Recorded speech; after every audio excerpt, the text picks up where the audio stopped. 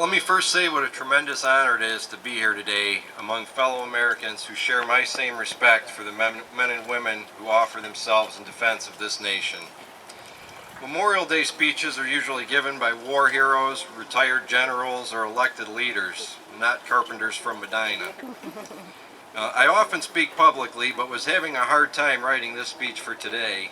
I wasn't sure what direction to go with it. Someone suggested that I find a story on a soldier who died in battle that was from Westfield. Maybe tell a story that no one had really heard before. Well, wouldn't you know, it turns out I'm writing a Memorial Day speech for the luckiest town around because no one from Westfield has ever been killed in battle. There went that idea. Memorial Day, like many other parts of our American heritage, has become just another day off of work and another day of big holiday sales. Many will probably go through the day without giving the slightest thought to its real meaning, if they even know what that is. This is unfortunate because the meaning is great.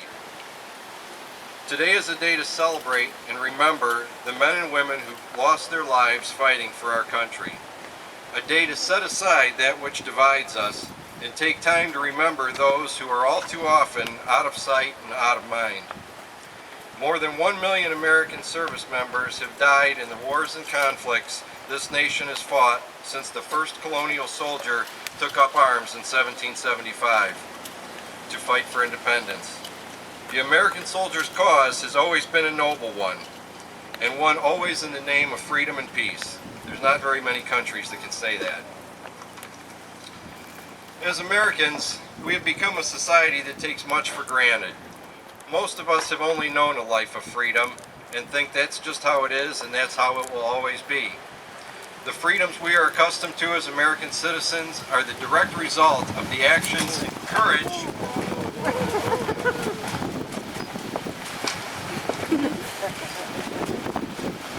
of those we celebrate today.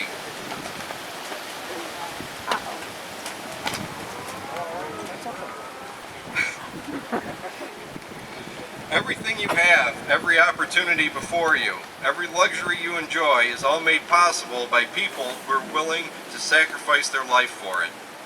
Sadly, many Americans have lost this connection with their history. All too many Americans today view the military service as an abstraction, as an image seen on television and in movies. Many Americans have no experience with or connection to the military. They do not have relatives or even neighbors who serve now or have ever served. In fact, many Americans today have never even met a soldier. Families will still gather for picnics, but for many of them, the patriotic core, the spirit of remembrance, is absent. When we as a nation forget what it took to get where we are today, when we go through the motions of this Memorial Day holiday without a thought to those who made the ultimate sacrifice on our behalf, then I guarantee you that someone somewhere in the world is planning to take advantage of our short memories. Because when we become distant and disconnected from sacrifice, we let our guard down. And if history has taught us anything, it's wherever there is weakness in the world, there will be a tyrant looking to exploit it. So how do we show our gratitude for those who gave their lives for our freedom and security? How do we honor so many people in just one day? Ronald Reagan once said, "Freedom is never more than one generation away from extinction. We didn't pass it on to our children in the bloodstream. It must be fought for, protected, and handed on for them to do the same. Or one day, we will spend our sunset years telling our children and our children's children what it was once like in the United States where men were free." That is as true today as it was then and always will be. And if we, through laziness and neglect, were to let this generation be the last to know freedom, we will have not only failed them, but will have failed every man and woman who died to protect it. We will have failed every child who lost a parent, and we will have failed every parent who lost a child. The over 1 million U.S. soldiers and sailors that have died protecting freedom will have done so for nothing. That, my friends, would be the greatest injustice our country has ever seen. The best way that we as Americans can show our gratitude for those fallen soldiers, sailors, airmen, and Marines is to do our part to ensure that that never happens.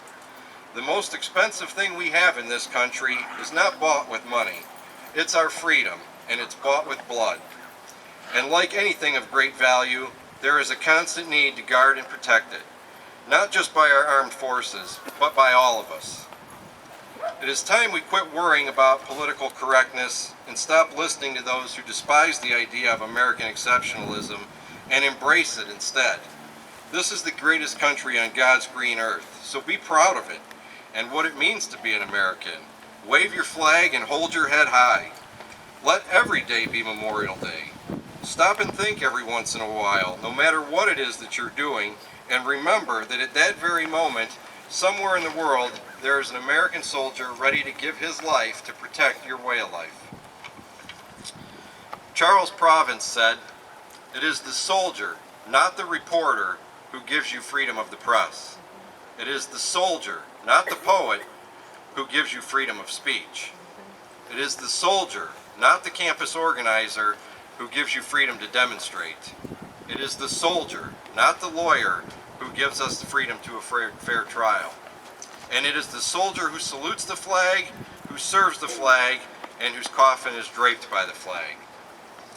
You know, we all learned in school the meaning of Memorial Day and the 4th of July, and we learned that we had certain rights given to us by God and guaranteed to us by the Constitution that no man could take away.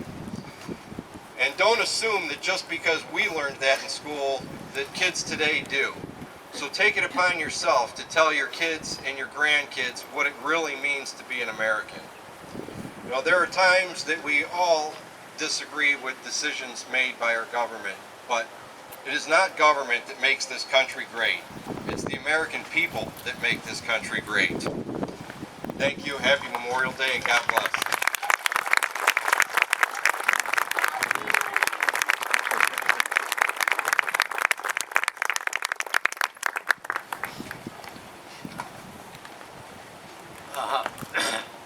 My wife and I, Evelina,